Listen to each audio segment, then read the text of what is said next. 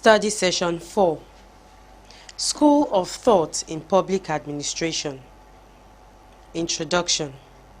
In the previous study session, we explored the different approaches to the study of public administration.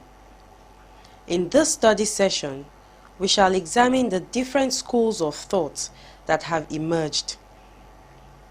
Learning outcomes.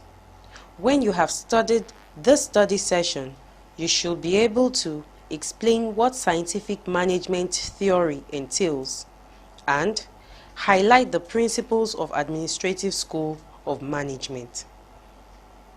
Scientific management theory. Scientific management theory is a systematic and analytical study of work which originated in the United States of America around 1900. Its objective was to find the most efficient method of performing any task and to train workers in that method. The most important contributors to scientific management theory are Frederick W. Taylor, Henry Gantt, Lillian Gilbreth, and Harrington Emerson. The contributions of Frederick W. Taylor, who is regarded as the father of scientific management, were significant. Taylor wanted to find the most effective way to use people and resources in the workplace. He believed that there was one best way of performing every process and task in any industry. He thought that to find the best way, workers' performance of a task should be examined scientifically, objectively, and in great detail using an empirical and experimental approach. Only then can a more productive way of doing the job be found. After finding the one best way of performing a job, the manager should then teach it to the workers. Taylor thought that an incentive system rewarding fast workers and penalizing slow workers should encourage them to adopt the new system quickly.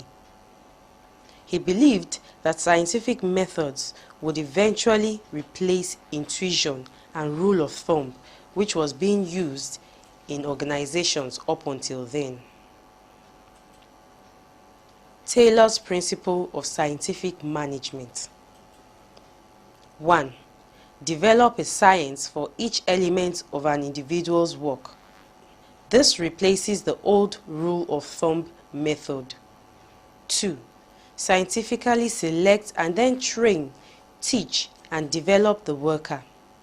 In the past, workers chose their own work and trained themselves as best as they could. 3.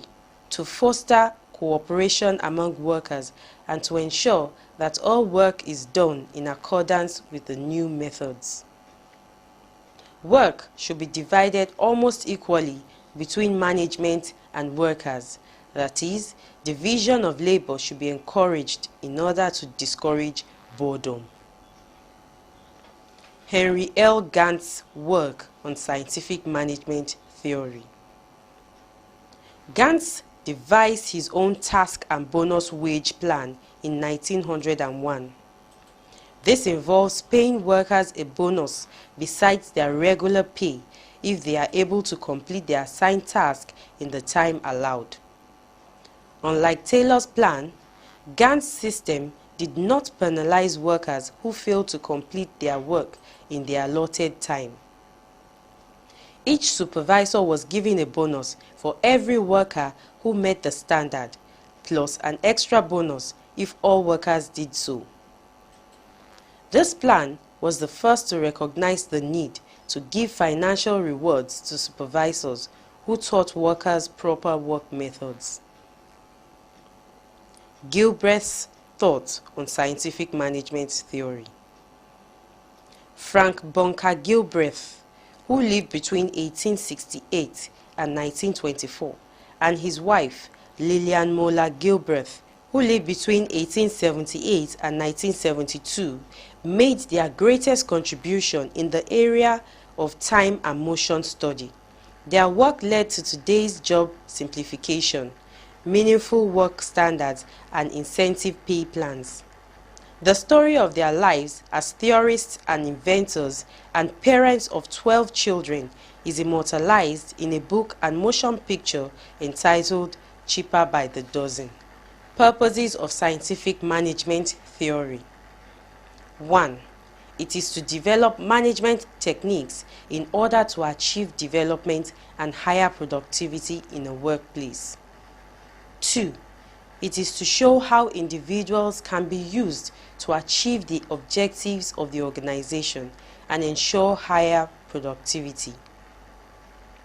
Note: the weak point of scientific management theory is that it turns workers to working machines. That is, workers cannot really express their feelings or needs in the workplace. Administrative School of Management. This school of thought concerns itself more with the organization in its entirety. That is, what an organization does and how it attains its goals. Principles of Administrative School of Management. 1. Objectives that need to be achieved in the organization.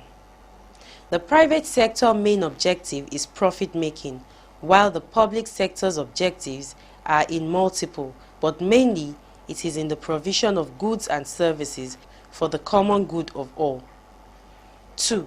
The objective should determine the nature of work, or what is called departmentalization, and how to divide the work into units in order to encourage efficiency in a workplace.